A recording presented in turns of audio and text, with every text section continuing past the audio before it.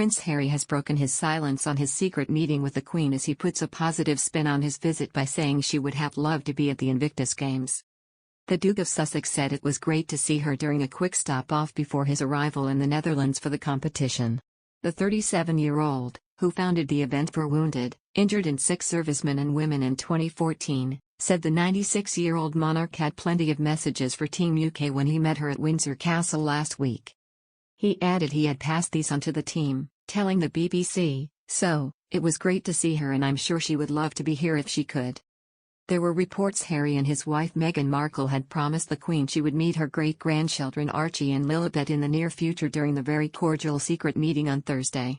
Senior royal sources described the meeting as very cordial and incredibly warm and good-natured. Harry and Meghan reportedly opened the door to return from the US for the Queen's Platinum Jubilee celebrations, and told her of their plans to visit again so she can spend time with the children. One royal biographer has claimed the meeting was a way for Prince Harry to slowly starting to rebuild some bridges with his father. The Duke of Sussex described how emotional it was to think of their journey to the Netherlands, and that it was clear the last few weeks have been really hard for the 19 competitors from Ukraine. Speaking to the BBC, Prince Harry described how the whole world is definitely behind them as teams from across the world gather for the games founded by the Duke to celebrate the recovery of injured and military servicemen and women. He added, "When you get to see them and speak to them, and see in their eyes, the experiences and the things that they've seen just in the last few weeks, it's really hard."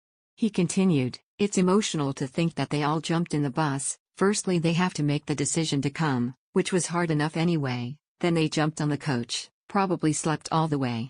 He went on to highlight that a vast majority of the Ukraine team were serving in some shape or form.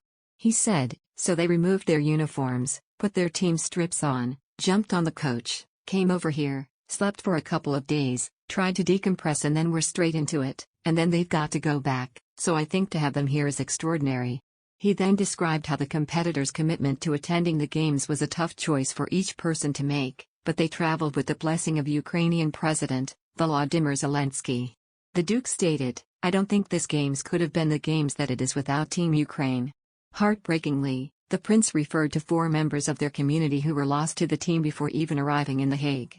The team's archery instructor didn't make it, killed in action, Prince Harry relayed. He added, "So I think it really just brings it home to what is going on across Europe right now." Prince Harry made direct reference to the bravery of the team's journey to the games in Saturday night's opening ceremony, but just how to recognize the sacrifices of the Ukrainians was something he wrestled with for 24 hours, he revealed.